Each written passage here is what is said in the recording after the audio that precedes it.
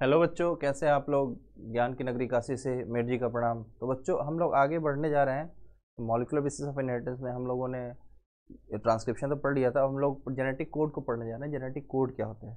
देखिए, नाम से क्लियर है, कोड है। कोई स्पेसिफिक मतलब ऐसा, जैसे आप लोगों ने कोड पढ़ा होगा ना, किसी चीज़ को हम लोग अगर इस किसी स्पेसिफिक फॉर्म में रखते हैं तो उसको हम लोग कोड बोलते हैं। तो वैसे ही हमारे जो जीन है, जीन में भी कुछ कोड्स होते हैं। उस कोड से डिसाइड होता है कि कौन सा प्रोटीन बनेगा, और कौन सा प्रोटीन बनेगा तो उसका क्या इफेक्ट होगा।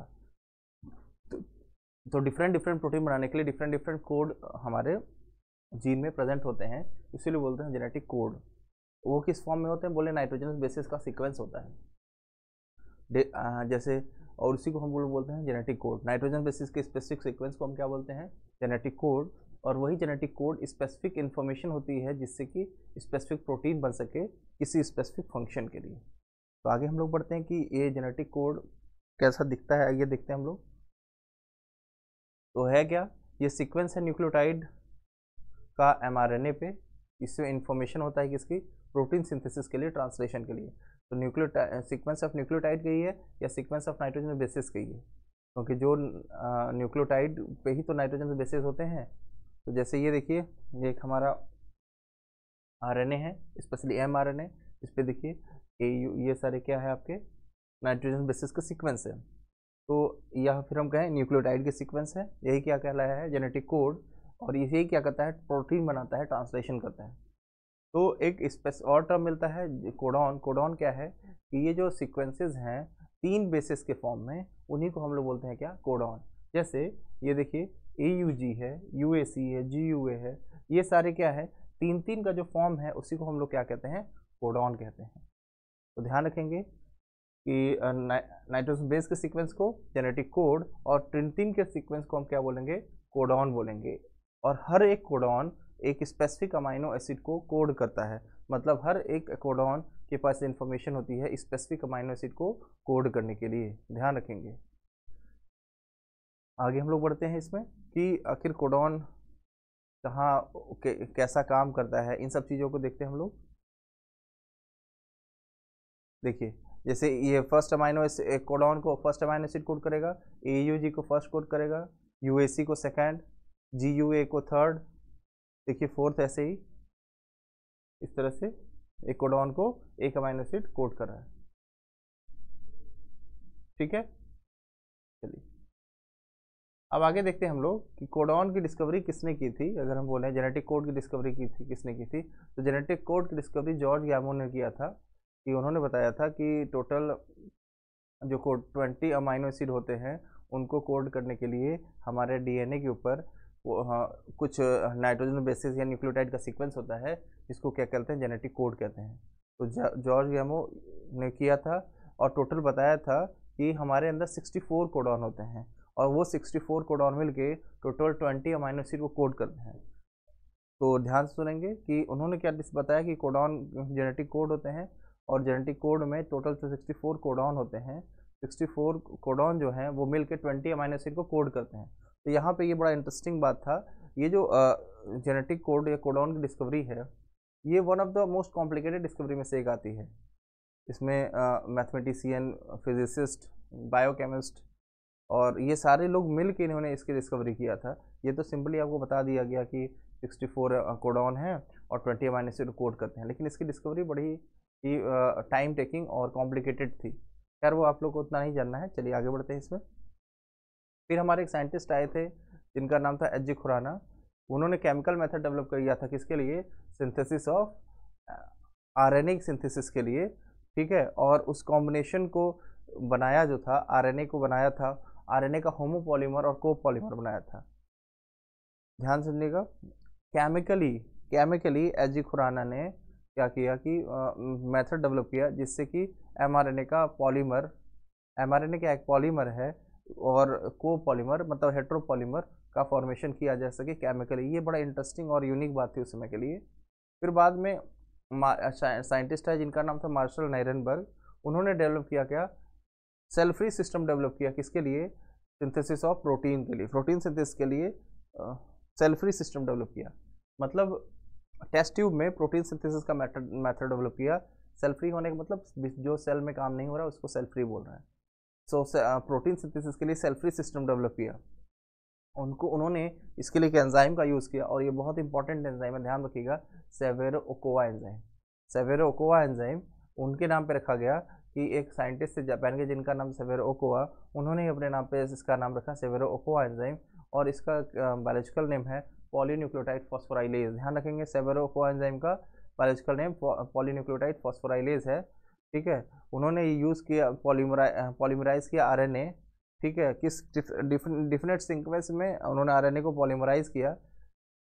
आपकी एनसीईआरटी लिखती है, ये यहाँ पे आपकी एनसीईआरटी की लाइन है कि उन्होंने पॉलीमराइज किया एमआरएनए को किस फॉर्म में, बोले कि डिफिनेट सीक्वेंस में template independent manner. Template independent manner का मतलब क्या हुआ, डीएनए से एमआरएनए बनता है, तो जैसा एमआरएनए का टेम्पलेट मतलब होता है ओल्ड स्ट्रैंड, जैसा डीएनए का टेम्पलेट होता है वैसा ही कॉम्प्लीमेंट्री उसी हिसाब से क्या बनता है, एमआरएनए बनता है।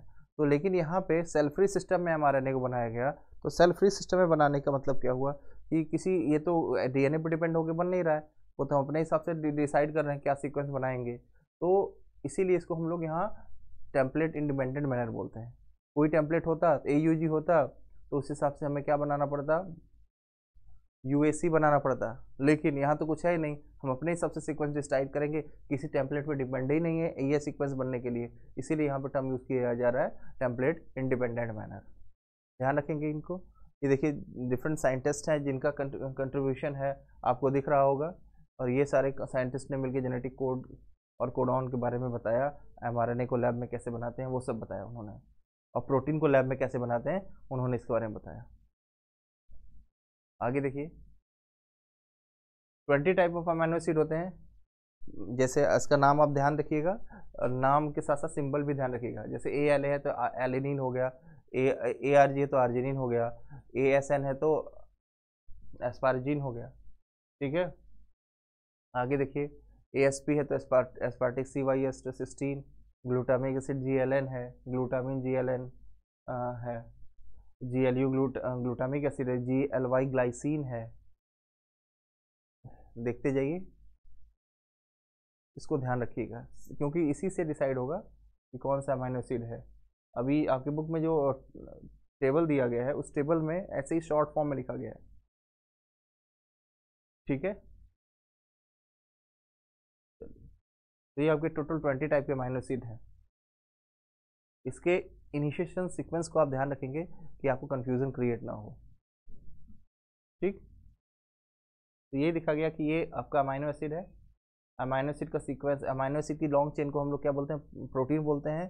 तो protein is a polymer of amino acid, और हर दो अमीनो एसिड के बीच में पॉलीपेप्टाइड मतलब पेप्टाइड बॉन्ड होते हैं। तो हम बोलेंगे कि अगर दो अमीनो एसिड के बीच में एक पेप्टाइड बॉन्ड, 3 के बीच में 2 पेप्टाइड बॉन्ड, 4 के बीच में 3 पेप्टाइड बॉन्ड, तो ऐसे हजारों लाखों हम आपके अमीनो एसिड हो गए, उनके बीच में बहुत सारे पेप्टाइड बॉन्ड होंगे, इसीलिए प्रोटीन को पॉलीपेप्टाइड चेन भी कहते हैं।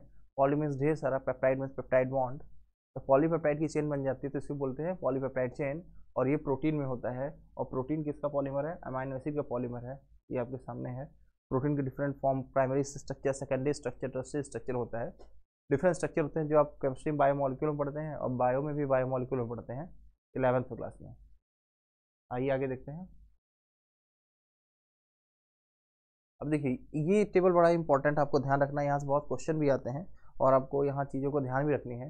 हम लोगों ने बात किया था टोटल 20 टाइप के अमीनो एसिड है, 20 टाइप के अमीनो एसिड हैं, और ये कोड कितने की 64 टाइप के कोडॉन से कोड किए जाते हैं। तो आपके लिए देखिए 64 कोडॉन है, 64 कोडॉन है, जिसमें कि जिसको कोड करने के लिए 20 अमीनो एसिड होते हैं। लेकिन ध्यान रखने वाली बात है, 64 में से 61 ही कोड किए जाते हैं, कोई कोड ही 3 कोडॉन किसी को कोड नहीं करते हैं, तो उनको बोलते हैं नॉनसेंस कोडॉन।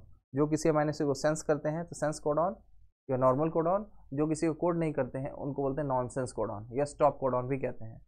आगे देखिएगा कैसे बना है ये, आप देखिए 4 अमीनो एसिड इधर, UCAG UCAG, ठीक है।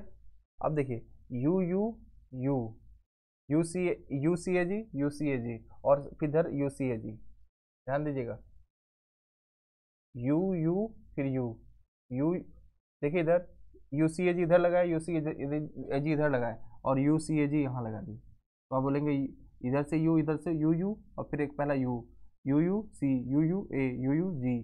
ठीक है, तो ये देखिए फिनाइलएलिन को कोड किया, ये भी फिनाइलएलिन कोड किया, ये ल्यूसिन को कोड किया, ये ल्यूसिन ल्यूसिन सबको कोड किया। तो इस तरह से ये बना है। जैसे ये देखिए C U U, C U C, C U A, C U G, ऐसे ये पूरा बना हुआ है। टोटल 64 कोडॉन है, आप इसमें इसको ध्यान रखेंगे। ऐसे देखिए you C A G, U C A जी, और इधर हर टेबल के सामने U C A G, U C A G, U C A G. तो यू यू यहाँ से आया, यू यहाँ से आया, फिर यू यू यहाँ से आया, ई यहाँ से आया, यू यू यहाँ से आया, ए यहाँ से आया, यू यू यहाँ से आया, जी यहाँ से आया। तो इस तरह से मिलके हमारे टोटल 64 कोडॉन इस तरह से मिलके बनते हैं। तो आपको इसको ध्यान रखना है। इन 64 कोडॉन में आपको ध्यान रखना है कि यहाँ पे देखिए U A A, U A A, U A G stop codon है, और U G A, U A A, U G A, U A G, तीन कैसेस कोडॉन है, स्टॉप कोडॉन है, ध्यान रखेंगे इसमें। और दूसरी बात आप लिखेंगे यहाँ पे देखिए ए यू जी, ए यू जी एक अमाइनो एसिड है जो मैथ्योनिन को कोड करता है, मैथ्योनिन को और कोई नहीं कोड करता है, ध्यान रखेंगे। मैथ्योनिन को कोड करने वाला सिर्फ ए यू जी है, और यही स्टार्ट कोडॉन है। कोई भी एमआरएनए से प्रोटीन बनेगा तो उसका पहला कोडॉन ए यू जी ही होगा, वो मैथ्योनिन को कोड करेगा, इसको आप ध्यान करेंगे। और ये तीनों किसी को कोड नहीं करेंगे, you A A, U A जी और यू जी ए, इनकी ज़रूरत होती है। जैसे प्रोटीन बनना होता है, बनता है, जहाँ प्रोटीन का बनना बंद होगा मतलब वहाँ पे स्टॉप कोडॉन आ जाएगा। स्टॉप कोडॉन आएगा तो किसी को कोड करेंगे नहीं, प्रोटीन बनना वहीं पे रुक जाएगा, ध्यान रखेंगे। उसके बाद एक कोडॉन को कोड करने के लिए, एक प्रोटीन अमाइनो एसिड को कोड करने के लिए एक से ज़्यादा कोडॉन भी है। जैसे ये देखिए एलेनिन को कोड करने के लिए, वैलिन को कोड करने के लिए phenylalanine, leucine, serine, proline, देखिए हिस्टीडीन, टायरोसिन, ठीक है, आर्जिनिन, सिस्टीन।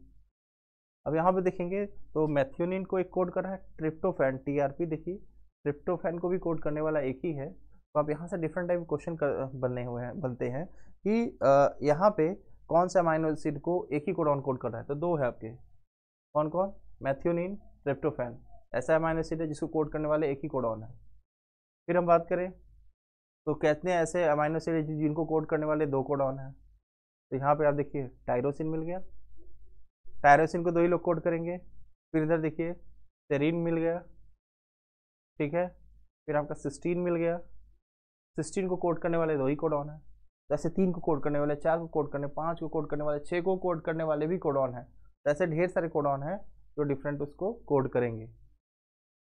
तो ये आपको ध्यान रखना है यहाँ पे, और ये बड़ा इंपॉर्टेंट चार्ट है। यहाँ से कभी कभी ऐसे ही क्वेश्चन पूछ लिया जाएगा सीसीयू किसको कोड करेगा, तो प्रोलिन। तो आपको बहुत मैक्सिमम चीज़ों को आप दिमाग में बैठाने की कोशिश करेंगे। जैसे सीसी है तो यू सी ए जी लगा दे, प्रोलिन बन गया। एसी है तो थ्रियोनिन है, यू सी ए जी लगा दिए तो थ्रियोनिन हो गया। जीसी है तो एलेनिन कोड करेगा, यू सी ए जी लगा दिए तो सारा एलेनिन को कोड करेगा। तो इस तरह से आप दिमाग में बैठा सकते हैं, कॉमन चीज़ों को बैठा सकते हैं। यूसीयू है, यूसी है तो सेरिन कोड करेगा, यूसीएजी लगा दे, चारों सेरिन को कोड करेगा। यहाँ देखिए सीयू है तो ल्यूसिन को कोड करेगा, यूसीएजी लगा दिए, और फिर यहाँ ये वाला भी ध्यान रखना पड़ेगा। इस तरह से आपको ये चीज़ों को ध्यान रखना है, इस चार्ट को ध्यान रखना है। चलिए आगे बढ़ते हैं, जेनेटिक कोड के बारे में सब थोड़ा समझते हैं। जेनेटिक कोड जो होते हैं वो ट्रिपलेट होते हैं। फीचर ये बड़े इंपॉर्टेंट है, यहाँ से आते हैं। तो कोडॉन क्या होते हैं, ट्रिपलेट होते हैं, 3 लेटर से मिलकर बनेगा। जैसे देखिए AUG है, UCA, UAC है, ये सब क्या है, ट्रिपलेट 3 के फॉर्म में है ना, ये हमारे हुए कोडॉन। तो टोटल 61 कोडॉन है, कोड करेंगे अमाइनो एसिड को, ध्यान रखना है।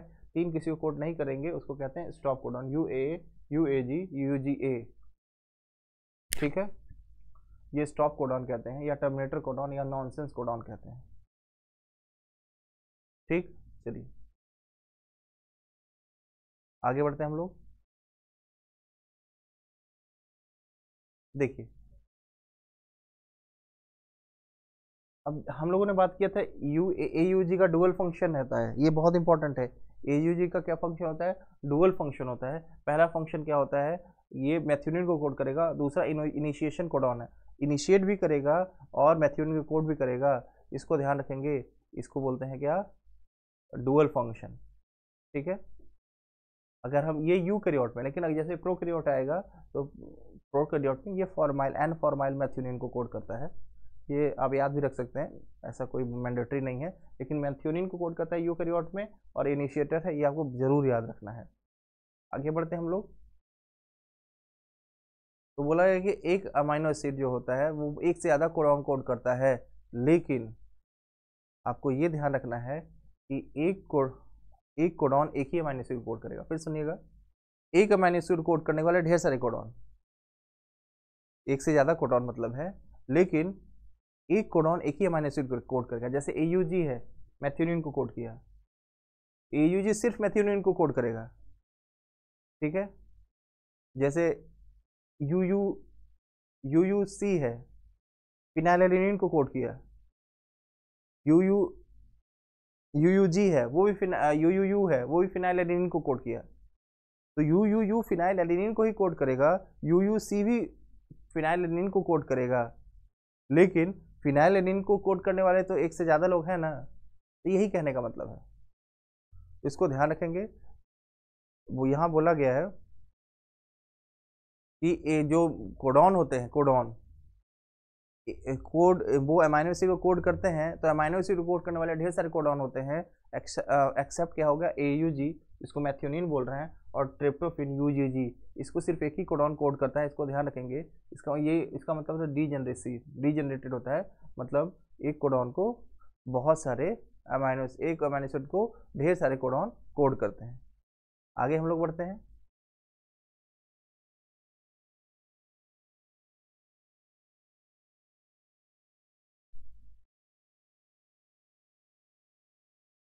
तो बोला गया कि दो कोडॉन के बीच में कोई पंक्चुएशन नहीं होता है, कोई गैप नहीं हुआ है। जैसे ऐसा नहीं कि गैप होने का मतलब यहाँ कोई कॉमा नहीं, कोई इन्वर्टेड कॉमा नहीं, कोई डैश नहीं, कुछ नहीं, कोई पंक्चुएशन नहीं होता। पंक्चुएशन देखिए यहाँ पे कोई पंक्चुएशन नहीं है, ध्यान देख रहे हैं आप लोग। दूसरी बात, जेनेटिक कोड कैसा होता है, यूनिवर्सल होता है। यूनिवर्सल मतलब जो लगभग हर जगह ये उसी को कोड करता है। जैसे AUG है तो वो हमारा क्या होगा, वो AUG है वो कोड करेगा किसको, जो AUG मैथ्यूनिन कोड करे तो वो मैथ्यूनिन की कोड करेगा। लेकिन जैसे कोई बैक्टीरिया में, ह्यूमन में एक्सेप्शन भी होते हैं, तो वो एक्सेप्शन बस ध्यान रखेंगे। माइटोकॉन्ड्रिया और जो हमारे प्रोटोजोन्स होते हैं उनमें कुछ अलग होता है। जैसे UUU फेनाइलएडेनिन को कोड करता है, तो वहाँ UUU किसी और चीज़ कोड करता है, इसको आप ध्यान रखेंगे। जेनेटिक कोड जो होते हैं नॉन ओवरलैपिंग करते हैं, ओवरलैप नहीं करते। AUG है UAC, ऐसा नहीं है AUG के बाद GUA नहीं आएगा, AUG UAC, ये सारी बातें हैं, ठीक है। जेनेटिक कोड अनएम्बिगुअस होता है। अनएम्बिगुअस होने का मतलब और स्पेसिफिक होने का मतलब ये बहुत ज़्यादा, मतलब एक अमाइनो एसिड एक ही को कोड करेगा, ध्यान रखेंगे। तो ये बहुत इंपॉर्टेंट पार्ट है, ठीक है। ये यहाँ से बहुत क्वेश्चन आते हैं, देख लीजिएगा और दिमाग में बैठा लीजिएगा इसको।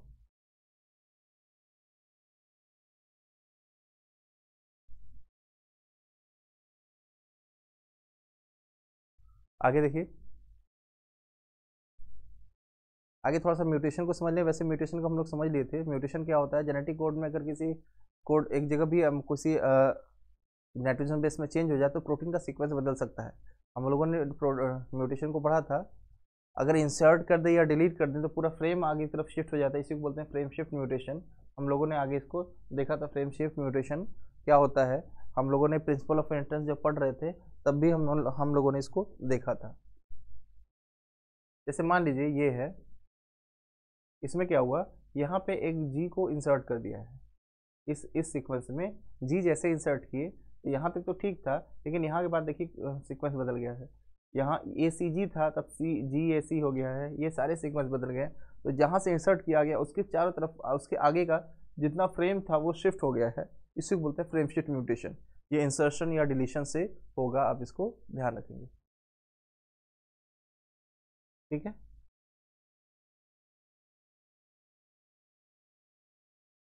समझ गए। अब जैसे यहाँ पे इसको हम डिलीट करते हैं, डिलीट करने के बाद CGU के बाद ACG था, तब देखिए फिर CGU आ गया, फ्रेम बदल गया, फ्रेम शिफ्ट हो गया है। तो जहाँ पे डिलीट किया गया या जहाँ पे ऐड किया गया उसके आगे के पूरे फ्रेम को चेंज हो जाता है, उसी को बोलते हैं हम लोग क्या, फ्रेम शिफ्ट म्यूटेशन। इसको आप ध्यान रखेंगे।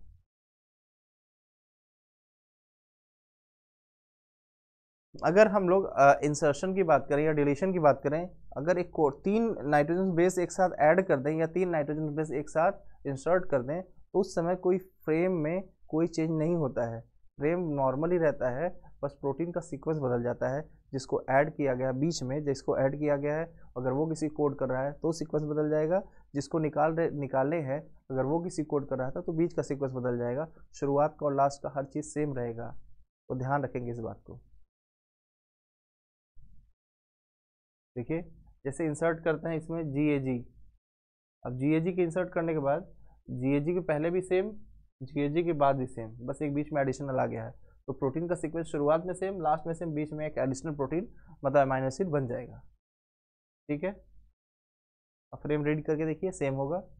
अब यही काम हम लोग इसमें डिलीट कर रहे हैं, डिलीट किए, ACG को डिलीट कर दिए, तो अब देखिए ये पहले जो था वो वैसे ही है, अब इसके बाद वाला जो था वो वैसे ही है, तो फ्रेम में कोई चेंज नहीं आया है, बस एक अमीनो एसिड का नंबर कम हो गया है। ठीक,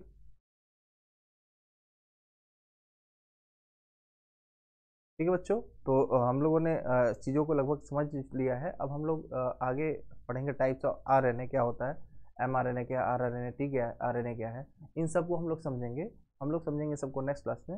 मिलते हैं बच्चों, अभी के लिए धन्यवाद।